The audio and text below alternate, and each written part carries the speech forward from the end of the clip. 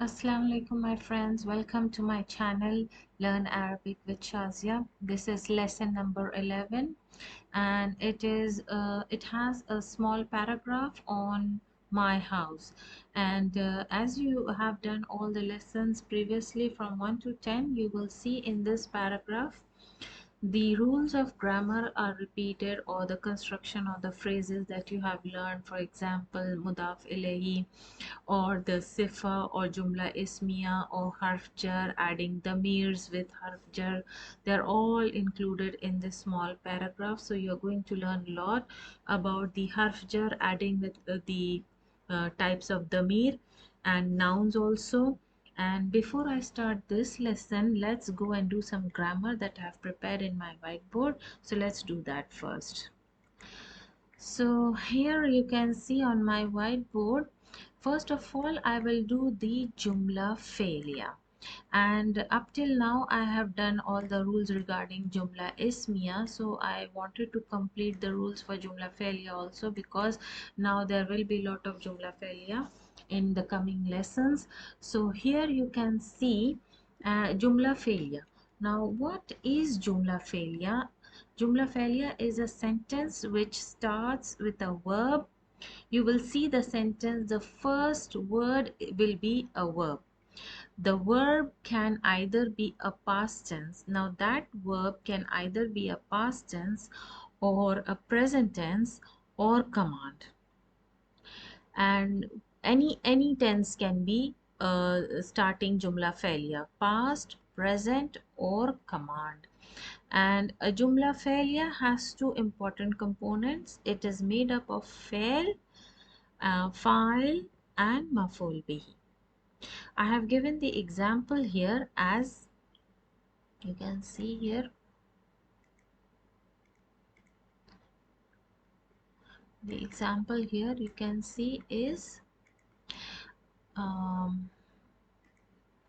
akala al-waladu at-tuffaha. So the what is the sign of maf'ul bihi? The maf'ul bihi gets a fatha over it. How will you recognize a maf'ul bihi in a sentence? The first thing, when you look on a jumla feliya, you will confirm whether it is a jumla feliya or not. So how will you confirm? You will see the first word starting the sentence is a verb, akala. Now one may ask, how do I recognize it's a verb or a noun when you are a beginner in learning Arabic? So it's quite difficult to differentiate between a verb or a noun. So the first trick to know that it's verb, you will see three-letter verb. There will be three letters and all the three letters will have a fatha, fatha, fatha. A verb cannot have a dhamma at the end. A past verb cannot have a dhamma at the end. So that tells you that it is a verb. And it will not have an al with it, the lam tarif. So if you see that there are three letters and all the three letters have have fatha, fatha, know that it's a past verb. For present tenses, you will know there will be a harf mudare ya or ta or noon or elif before a verb.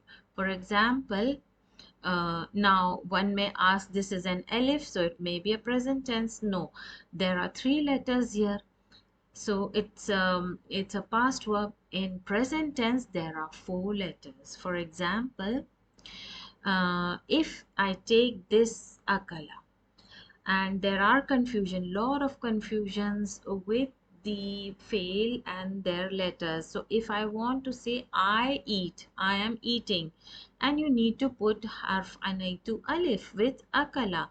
So what is the rule? Hamza of anaitu harf mudare and akala past tense. Now you want to attach akala with the harf anaitu hamza. So what happens when these two hamzas come together? In tajweed, we learn that one letter has one count.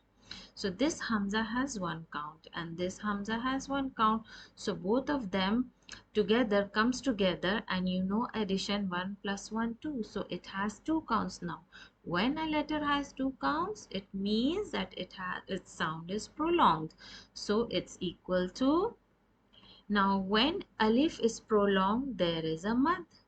It means it has two counts. Its sound is elongated. So akala. So when you pronounce it, you will say akala. Now in any Arabic book or in future lessons, when you see a mud over an alif and kaf and lam, know that it's a present tense of akala. And if you see only a fatha and three letters, know that it is a past tense. So I have told you this simple thing. When you come across, don't get confused. It is a past tense or a present tense. So this is with the verb akala. Now, if I tell you another verb for present tense, for example, dhahaba. Dhahaba. Now, how do you recognize this is a past tense? There are three letters. All of them has fatha. Know that it's a past tense. Now, if I want to add hamza or any other letter, what is it? Azhabu. Azhabu. So there are four letters in present tense, and you recognize the harf and I to know that this is a present tense. And command, for example, for kul, the command is kaf and lam. So mostly those verbs which has hamza at the beginning have their some verbs have command word with two letters. For example, akala, the command is kul, and dhahaba will be idhab. And how do you recognize it's a command? The last letter will have a sukoon over it. The last letter will have a sukoon, and it will have an alif or hamza starting with it. So you know that it's a command. So that's how you recognize. And in jumla feliya, we have the fail. Okay, we got the fail and we recognize it's a fail.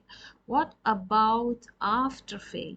Whenever you do jumla feliya, the first thing will be verb. The second and foremost thing will be the file or the doer.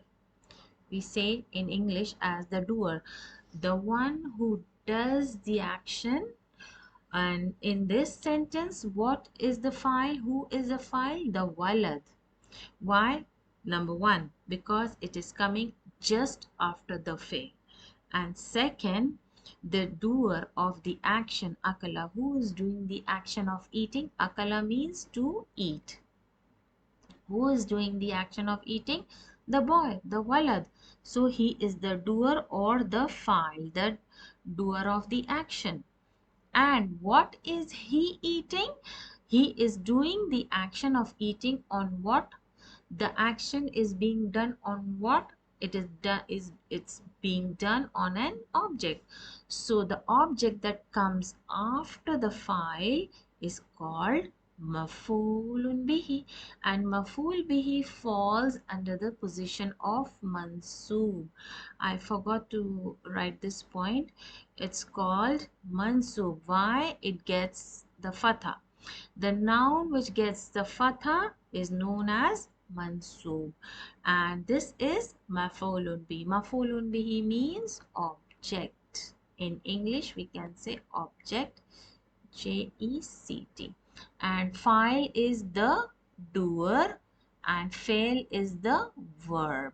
So now you get your formula is verb plus doer and object. In English you can write this, and for short when I do jumla failures in the lessons, I write verb for fail plus fa'il, fa, and mb for maf'ul bihi. So this will be easier for you to understand jumla failure. Now when sometimes you will see that a sentence has a fail and a file. know that your jumla feliya is complete. Sometimes an object may be there, sometimes an object may not be there, so it doesn't mean your jumla feliya is not complete. For to complete your jumla feliya, fail and file is enough. So when maf'ul bihi comes, it's an extra. So your jumla feliya is mostly comprising of fail and file. So in this case, a maf'ul bihi is extra. If it comes, okay. If it doesn't come, even then it's okay. So this is all the rules for jumla fa'liya. Now I will do some rules on the late mubtada and early khabar that I did in my previous video. Now in this case, what are the rules? This happens and why it happens, the reason why it happens. The first and foremost reason, it happens when mubtada is nakira. When the mubtada is nakira, as I have told you in jumla ismiya, the mubtada is always marifa because it starts the noun, and the condition for the noun is that it should be marifa. But sometimes in jumla ismiya, what happens? Mubtada comes nakira. Then what is the rule when mubtada comes nakira? The rule is in this sentence, the nakira word or the mubtada, which is nakira, is pushed back and the khabar precedes. For example, where is the khabar and where is the mubtada?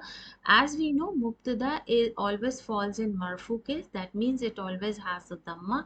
You check the dhamma first. And in this case, the mubtada is nakira, so it has tanween. So that means looking at this, it has the marifa, the nakira, a noun has come afterwards, and before the sentence is starting with a harf jar or this li or zarf, anything, know that it's a shibu jumla. And in shibu jumla, what happens? The khabar precedes. In this case, tahta sariri is our khabar. And what is our mubtada? Seeing the dhamma, we know that it's our mubtada. When mubtada is after khabar, know that this is our shibu jumla. Li is our khabar, and akhun, seeing the dhamma, know that it's our mubtada, and wahid is the sifa for mubtada. So this is our shibu jumla. Indi. Now as we did li and laka in the previous lesson, li is used mostly, li or laka is used mostly for human beings, and inda is used with objects. So I have given this example also. Indi, this is the zarf makan, zarf makan, and indi salasati, sorry, it shouldn't be a kasra, indi salasatu riyalatin. Now why it should be salasatu? Even in the lessons, when you see there are no harakas, check the structure, check the jumla, and then decide the haraka. If you see a zarf or a harf jar first and then you see a noun with a dhamma, know that it is our shibu jumla. And in this case, we have a number. So remember the rules of the number. The first rule for 3 to 10 is they come in idafa construction. For those who don't know the number rules, inshallah, I have uploaded in the lesson number 24 in Madina book 2. You can check my playlist of Madina book 2, lesson number 24. And they come from 3 to 10. They come in idafa, and in which the counted nouns is always in plural form and mudaf ilahi position, and the number will be in mudaf, and the haraka here will be dhamma. Why? Because it is late mubtada, and the harf makan is coming before. This is our khabar. So these are the rules for late mubtada and early khabar. Now let's do the rules of harf jar, attaching the harf jar with the damirs. Now first I will do the harf jar with damirs. So for harf jars you should know what are the harf jars first. How many harf jars are there? So I have given all the harf jar here. Fi, ala, ila. Fi means in. I'll write the meanings. Fi means in, ala on, ila to or towards. An about, min from, hatta until, be is with, ka is yes, this is not a damir, it looks like a damir, but this ka is actually kaf at tashbih. What you call is kaf at tashbih. Can anyone guess what is tashbih? Tashbih means uh, it's uh, it's a comparison. If you want to say this boy looks like my brother, he is similar to my brother, and this sister is like my sister. So when you make a comparison you use ka. So this is called kaf tashbih. And if I want to say hazal bintu ka al ka al ukhti, sorry, hazal bintu, I'll write the hazihil bintu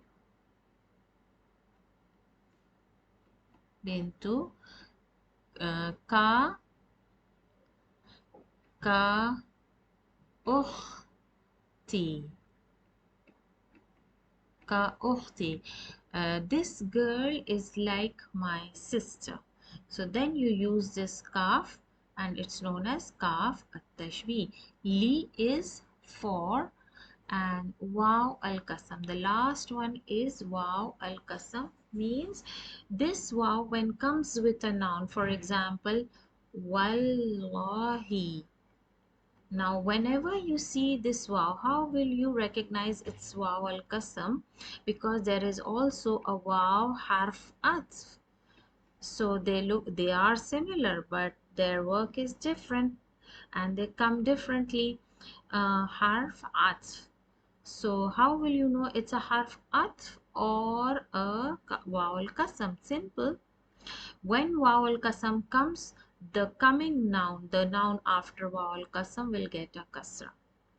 And all the harf jars, when they are used with any noun, for example, fi, uh, madrasati, any noun, they give the kasra to the coming noun. This is the rule for harf jar. And for waw al-qasam is the same, it gives a kasra to the coming noun. So waw al-qasam is also part of harf jars, but it is known as waw al-qasam. Why? Because it only comes for qasam. It doesn't come with any other noun in any lessons or anywhere. Doesn't come. It only comes for qasam, but it gives a kasra, so that's why it is a part of jars. And in total there are 10 harf jars including vowel qasam. Now harf jars can be attached with all damirs. What kind of damirs, one may ask? There are a lot of damirs here, and if I tell you the sorry if I tell you the damirs, for example, past tense damirs, when you attach with the verb, you say ta, ti, tuma, tum, tunna. But here, our damir that we use is ya mutakallim, noon al fa'ilin, ka, ki, kuma, kum, kunna, hu, ha, and huma, hum, hunna. Or it can be hinna. I will explain why these are changed, hunna or hinna. Now with harf jars, you will only attach these damirs. You will not attach the past tense damir as tu, ta, ti, tuma. You will not attach these type of damirs with harf jar. It's totally wrong. Only these damirs are attached with harf jar. For example, I have given you an example here. Fi plus who is fihi. Fi plus ha is fiha. And likewise, all the damirs will be attached with minha, minhu, anha, anhu, hatta, and yes, ala. Uh, Now, when we come to ya, there are two main rules in attaching harf jar with the ya and with fi. Okay, there are two main rules with fi and ya. So let's see. First, I will do with the ya mutakallim. Now, whenever you attach ya mutakallim, for example, you want to say in me, how will you attach? Fi plus ya mutakallim. What should be your structure? Fi, what is the structure here? Ya plus ya. When we did hamza plus hamza, what happened? The uh, the alif got a mad, means the sound is elongated. But what happens here? Ya plus ya, we get a shadda and a fatha. Fiya. So this shadda and fatha tells us that the harf jar fi is attached with the ya mutakallim. In same case, ala plus ya mutakallim. In this case, the alif makhsura changes to ya and we get alayya. It's a little bit different. Alayya. Okay? Alayya. We get a shadda and a fatha. So that's how ya mutakallim is attached. And what about an? An and mutakallim? Ya mutakallim? We get anni. In this case, noon with kasra. Why? Because of the ya, and we don't say an and ye. Because of the sound phonetics, we put a shadda on the noon. Anni and minni. That's how goes with min. Sukoon plus ya mutakallim will give us minni. Noon with shadda and kasra. Minni. And now with the B and ya mutakallim will be B. It will be B. And lam with ya mutakallim will be li. So it's the same uh, the with all of them. Waw al qasam is a different, and kaf at tashbih is used for comparison and with the nouns, and it gives kasra. And now we have all our harf jars. Only kaf tashbih is different and waw al qasam is different. This is used for comparison. This comes for qasam. So this is the rule for ya mutakallim. Now when we do the who and why it's changed, when we attach with who, why it changes to he. Let's do that. Now this damir who and hunna will change their haraka. As we know, damirs are mabni. They don't change their haraka from fatha to dhamma or kasra. But in this case, when we attach fi plus he, as we see here, what happens? Due to this ya, the hu changes its haraka to kasra. So we have fihi. And similarly, when hunna is attached with fi, what happens? We get fi hinna. Okay, fi hinna. The ha changes its haraka from fatha to from dhamma to kasra. So these are the changes when you use fi harf jar with hu and hunna. They can change their harakas. And hima can also change its haraka as fi hima. Fi hima. And one may ask, what about ha? So ha is mabni, it will not change its haraka, it's mabni. Huma will change, hum will change, whom will change to him. For example, fee him. So these are the rules for all these damirs attached with fee. And uh, this goes with fee. And min is remains the same, and when you use min, know that it will not change its haraka, it will remain as minhu, minha, minhuma, minhum, minhunna. It cannot change with min, only with fi.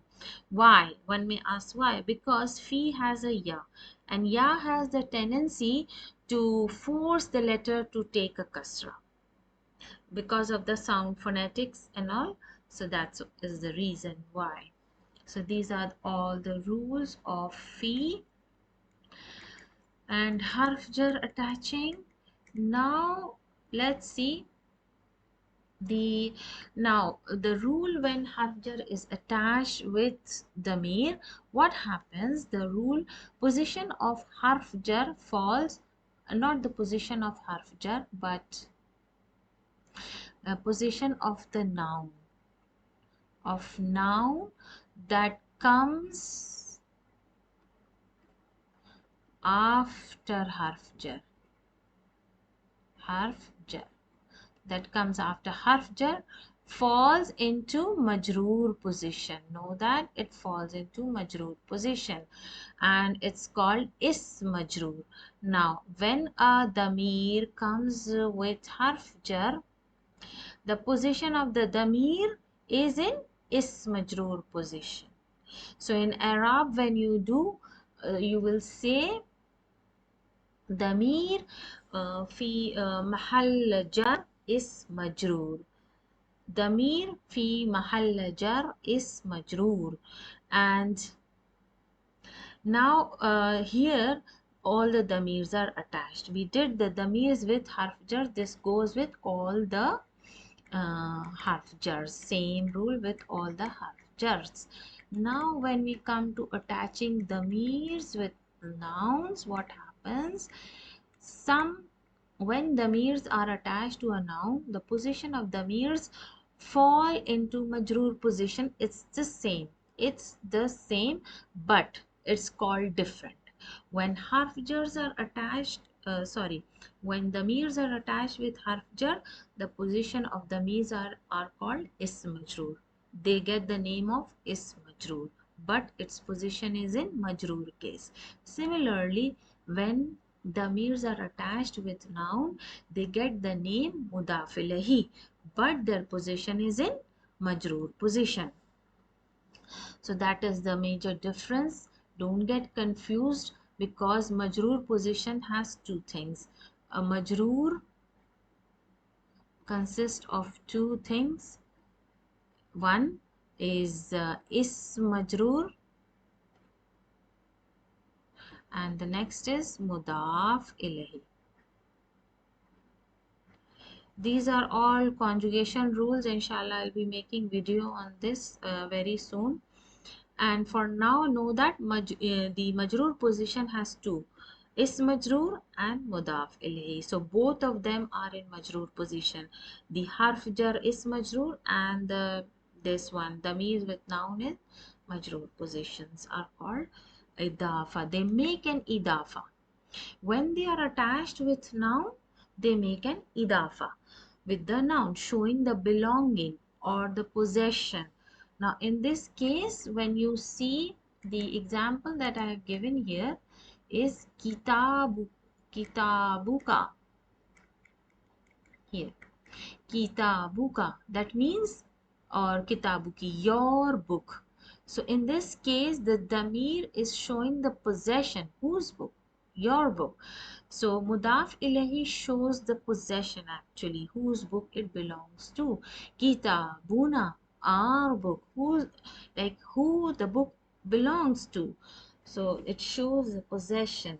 So in this case, kitab falls under the position of mudaf, and the noon al fi'lin or the damir ki or the noon al fi'lin falls under mudaf ilahi. So when you have your mudaf and mudaf ilahi, know that there is an idafa. So whenever you see a noun with damir, know that it's an idafa. Straight you will think it is an idafa with the damirs, when the damirs are attached with nouns. So these are the rules when harf jar attached with damirs and when nouns are attached with damirs. And know that in both the cases, in harf jar and the nouns, same set of damirs will be attached. The ya mutakallim, noon al fa'ilin, ka, ki, kuma, kum, kunna, hu, ha, huma, hum, hunna, and same sets of damirs in harf jar also here. Now we will see the nakira mudaf ilay. I wanted to include this one also with the mudaf ilayhi. Up till now we did the marifa mudaf ilay. For example, if you remember, I did in the previous lessons the mudaf ilayhi. For example, the kitabu at-tullabi. Now you know that tullabi. Tullab is the plural of talib. Now whose book? The book of students.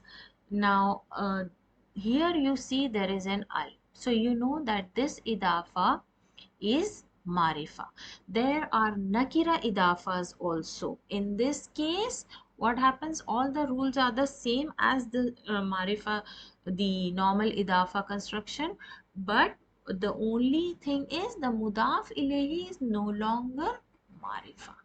In this case, as you can see here, talibu madrasatin, and here mudaf ilayhi has nakira, is nakira. Why? Because you see the kasratain, tanween kasratain. In this case, you see the kasratain. This is the proof that shows this is an idafa, nakira idafa, and it doesn't have an al here. No al here. So this shows that it's a nakira idafa. So this is very simple for you. Nakira idafa and marifa idafa. There are two types of idafa. Now remember that.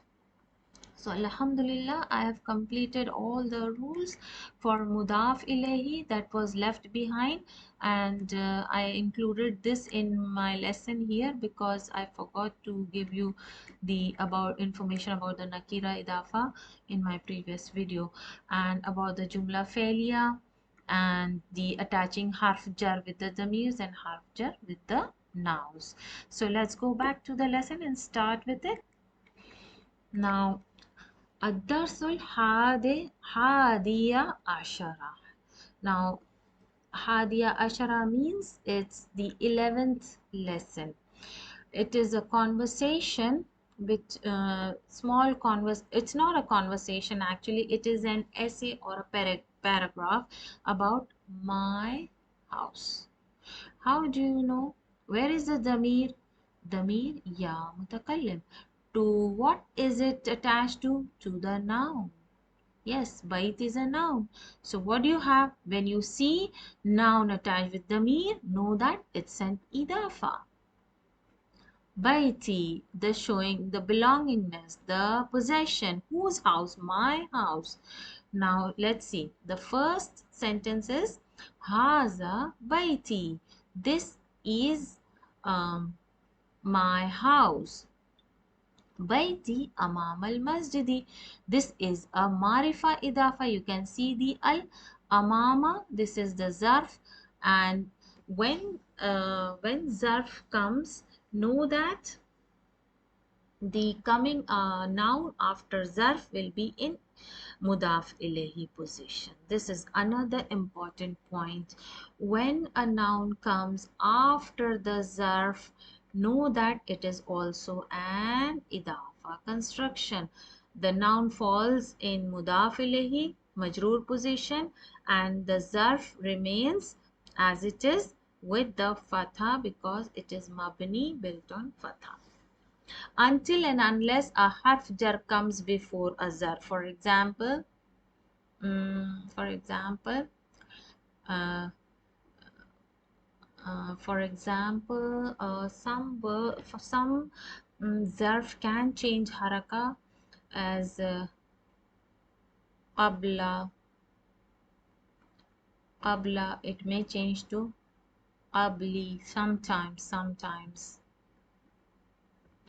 and in from in the can be used sometimes for makan and sometimes zaman. It can be used for makan and zaman, both in the only zarf that can be used for both makan and zaman. So here amam al masjidi, it's an idafa here with the zarf. Baiti jamilun, my house is beautiful. Fihi, now what kind of jumla is this? You saw the harf jar, and here harf jar is with damir. Okay, we have a harf jar in our starting sentence. It's a shibu jumla. Yes. Then where is our khabar? Khabar is preceding, because in shibu jumla we have khabar preceding, early khabar and late mubtada. So where is our mubtada? Seeing the dammatan, we have our late mubtada.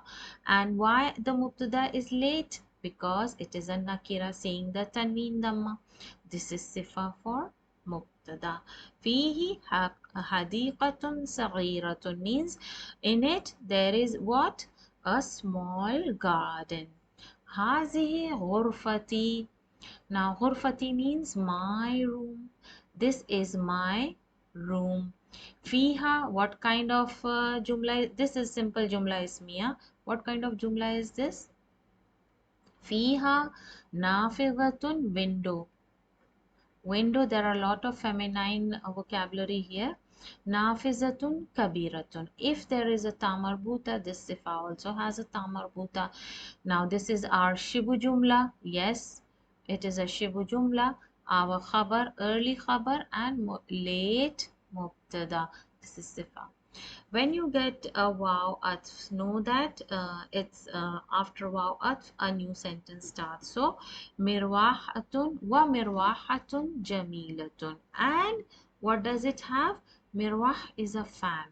Fan, beautiful fan. What do you have in the room?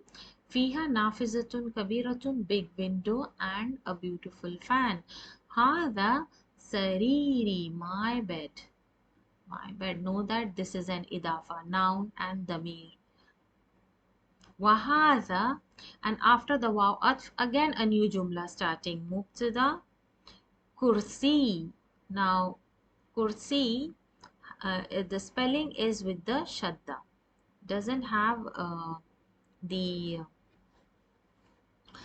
okay, yeah, kursi with the kasra. And wahada kursi, this is ya mutakallim, this is my chair. And wahada, after wa'at, hada, again mubtada, maktabi, my table. Okay, showing the possessiveness. My chair, my table. Saati, This is also an idafa, this is also an idafa, this is also an idafa because the mir is attached with the noun. وقلمي, again idafa. وكتابي, again idafa. Now in Arabic, when we see a lot of things coming together, we don't put a comma like in English. We have to put wow every time when it is a lot of things you want to say. This and this. على المكتبي. Now harf jar and noun coming after it. What will be the noun position? It will be in ism majroor. Whatever noun comes after harf jar is in ism majroor. وحقيبتي, again idafa.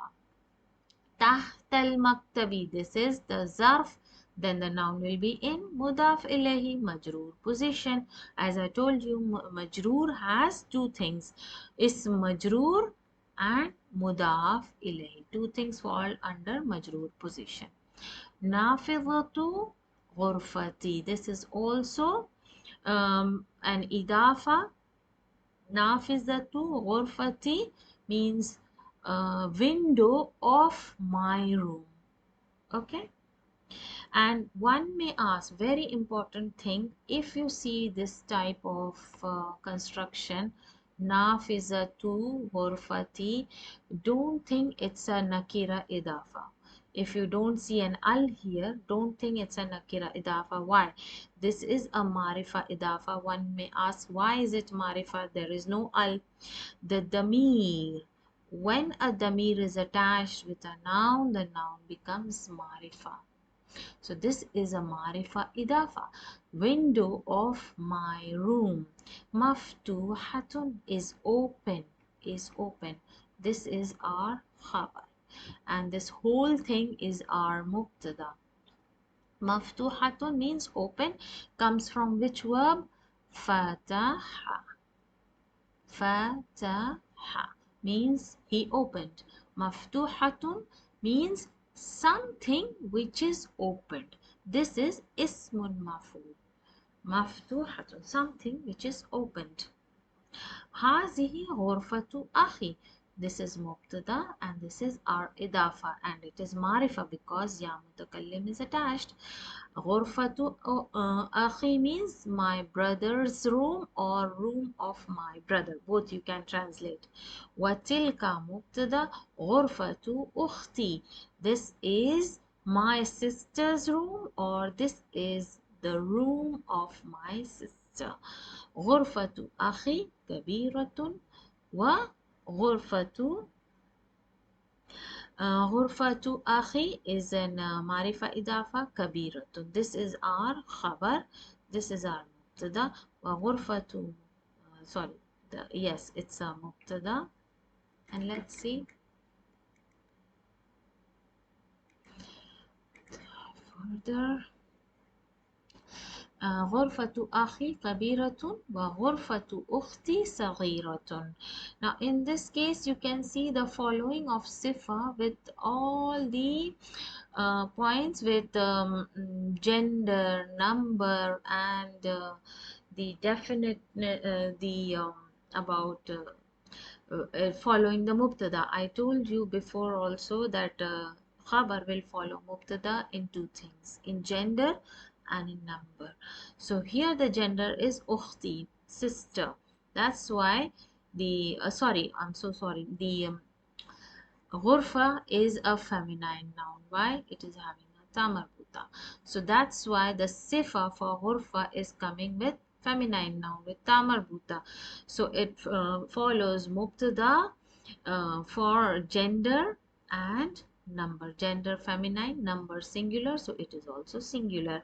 One may ask about the mudaf ilahi. Here mudaf ilahi is not concerned. We don't see the mudaf ilahi, we only see the mudaf for khabar. You will see the mudaf and decide the gender of the khabar. For Ghurfatu Akhi Amama, where is the room of my brother? My brother's room is Amama Ghurfati, means in front of my room. Amama Ghurfati, this is also an Amarifa Idafa. وغرفة أختي معرفة إضافة أمام المطبخ is in front of the kitchen. In front of the kitchen. Now in this case غرفة أخي is our مبتدا أمام غرفتي is our خبر and غرفة أختي مبتدا and this is our خبر. لي أخ. Yes, what type of sentence is this? This is شبه جملة خبر مقدم أخ نكرة مبتدا late and واحد الصفة. اسمه أسامة. His name is Usama. So this is مبتدا and this is خبر. ولي. This is also شبه جملة with early خبر and late مبتدا. And this is صفة for مبتدا. And أخت واحدة. There is no تا مربوطة here, but there is a تا مربوطة and صفة. This noun is feminine by meaning, not by the structure of the word. اسمها سعاد. مبتدا مؤخر. I'm so sorry. مبتدا and خبر. Now in this case, the damir is attached with the noun. That means this noun is marifa. And ismuha, noun and damir coming, that means it's an idafa. And abi, my father, wa ummi fi tilkal ghurfatil kabirati. Now, how do I know there is a kasra here when there are no harakas? Because of the harf jar fi. Now, the tilka ismal ishara will not change its haraka. And you know the rule with ismal ishara, when a noun comes together, marifa noun comes together with ismal ishara, it's one compound word. Okay, so the when you know the rule that the noun coming after harf jar gets a kasra, tilka will not get a kasra, it's mabni, and the noun gets a kasra. في تلك الغرفة, and this is a sifa, so it will follow the noun in everything. My father and my mother is in that. Tilka means that big room. Now tilka here comes for femininity. Okay, tilka also means that it's for feminine things, used for feminine, singular feminine. It can be used for objects, it can be used for humans. Ana uhibbu. Ana, I love. Uhibbu. Now, uhib means I love. Comes from the verb habba. Habba means he loved. And here uhibbu, this Hamza is showing it's a present tense. Now one may ask, a few moments before I told that harf, the mudare present tense has 4 letters. Here also it has 4 letters, but there is a shadda. Shadda means ba. There are 2 bars in it. So in count it is 4 letters. So don't get confused that it's a 3 letter. Moreover, it doesn't have a fatha over. Don't get confused. That's a past tense. So ana uhibbu abi. I love my father and my mother. Wa uhibbu akhi wa ukhti. I love my brother and my sister. So this is the end of the essay or paragraph. So let's do the tamarin or the exercises. Let's do the exercises now. اقرأ واكتب. Now you need to read and write. So I will do the harakas and the grammatical structures with this. من في هذه البيت. هذا البيت. Sorry. من في هذا البيت. Now when you don't have harakas, one may get confused. It's min or man. The question mark tells us it's man. And man tells us that some question is on for some human.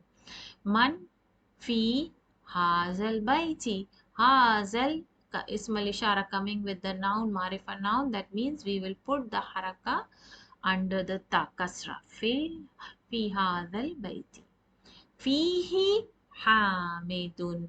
Sorry, fihi hamidin. No, it's I'm so sorry. It's not hamidin because the harf jar fi has a damir with it.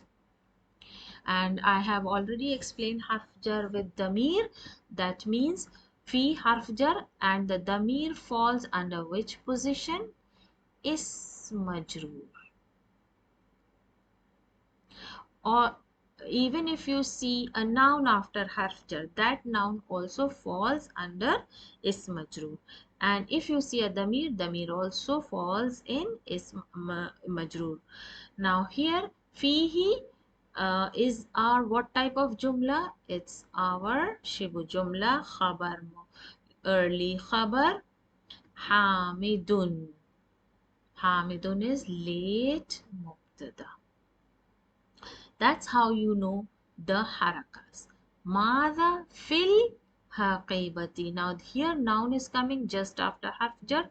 So this noun is also is majroor, falling under the position of majroor. Fiha. Again there is a damir attached with fi. So it's also a is majroor, called is majroor, but it's under the position of majroor case. And fiha early khabar kitabi wa qalami wa daftari. Now there are three things. We can't put comma in Arabic. We will say kitabi wa qalami wa daftari. So these are all our uh, you can say these are all in the place of mubtada. And now let's see our man fi sayyarati. Man fi sayyarati haraka kasra because of the harf jar is majroor.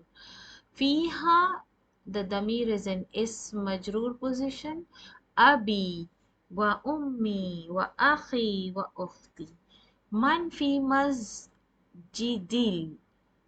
and this goes straight to lam. Masjidil jami'ati al-ana. Al-ana is zarf zaman and it's mabni with fatha. Ma fihi ahadun, there is no one. Fihi is majroor, early khabar, and mubtada, late mubtada. Ma fihi ahadun, no one is there. Man fi hazihi ghurfati. Hazihi is for the feminine ism al ishara because of this noun ghurfa. This is feminine. And fiha is majroor, and this is our this is our early khabar al fiha al mudiru. So this is our mubtada muakhar. Now sometimes a sentence may come with marifa nouns, but it doesn't mean that it may not come. Sometimes you may see there are exceptions. There are a lot of exceptions when you make sentences in Arabic. Iqra. Let's go to the next question. We have Iqra. Uhibbu abi wa ummi. Okay, now I have also given you the rules for jumla feliya. Here there is a present tense and it starts with the present tense, so this is jumla feliya. What you have jumla feliya? We have a fail, we have a file, and we have a maful bihi. So what do we have here? Uhibbu, we have a fail. Now next is, yes, next is, what about abi wa ummi? They are file? No, they are not file. Who is doing the action of uhibbu? What is the meaning of uhibbu abi wa ummi? Uhibbu means I love. My father and my mother is not loving. I love my father. Who is doing the action of loving? I am doing. So where is the file? File is hidden in this present tense. As you know, there are 5 hidden damir mustatir in ana, nahnu, anta, and huwa, and hiya. So here أنا تقديره أنا فاعل ضمير مستتر. Where is the مفعول به? Now we have a فاعل ضمير مستتر أنا تقديره أنا. Where is our مفعول به? I'm doing the action of loving on whom? On Abi and Ummi. They are with the ya mutakallim, so it is forcing the meme to take a kasra.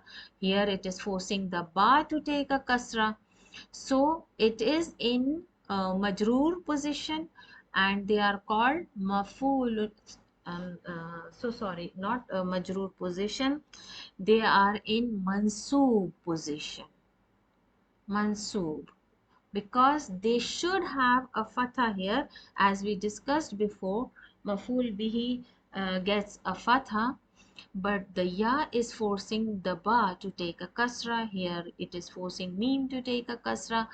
But in Arab you will say abi في محل نصب مفعول به في محل نصب with كسرة تقديره كسرة. Means here you have to assume that there is a fatha over it, and you will say that it is assumed, it is estimated, because it is here it is attached with a ya mutakallim. This is forcing it to take the kasra, but it is in mansub. It should have a fatha here, but we cannot write a fatha because of the ya mutakallim. Uhibbu zamili, I love my friend. Same, the damir is hidden, taqdiruhu ana, and zamil, the lam should have a fatha because it's in maful bihi position, but we cannot put a fatha. It is estimated, assumed, it is estimated. And here because of the ya mutakallim, is the lam is taking a kasra, so you will say zamili maf'ulun bihi fi mahall nasb في محل نصب أحب أحب, I love, fail, file is hidden, Allah. Now here there is no damir attached, so that's why the simple lafzul jalala has a fatha over it, showing it's a maf'ulun bihi. So never get confused when you see a noun with a ya mutakallim in place of maf'ulun bihi. Don't get confused that it has a kasra. What is the position of this noun? Because as I have explained, it should have a fatha, but because of the ya mutakallim, it's getting a kasra. Uhibbu, fail, plus file, damir mustatir. Now here is a simple noun without damir, so you see a visible fatha over uhibbu al-lughata al-arabiyata. Both of them will have a fatha here, and this is in the place of maf'ulun bihi. Uhibbu akhi wa ukhti, same, they will get a kasra, but they should have a fatha here. It's assumed, estimated. You will say in Arabic muqaddara with fatha muqaddara. You will say akhi maf'ulun bihi fi mahall nasb kasratu al muqaddaratu. Uhibbu ustadi, I love my ustaz or my teacher or my professor. Same, ustazi maf'ulun bihi fi mahall nasb kasra muqaddara. Sorry, fatha muqaddara, not kasra muqaddara. Uhibbu and Nabiya sallallahu alayhi wasallam. This is without ya mutakallim, and this ya is the spelling of Nabi. Nabi. This is the spelling of Nabi, and here we have a maful bihi. That's why it is having a fatha, visible fatha here. So it is in the place of maful bihi. So let's see the next. So we have ended our lesson here. I hope it's clear with you. So I'll be back with another lesson, and all the lessons that we'll be completing. Now all these rules will go on repeating and repeating in all the lessons in Madina book 1. So you should repeat your grammar rules as often as possible. So until then, Assalamu alaikum wa rahmatullahi wa barakatuh.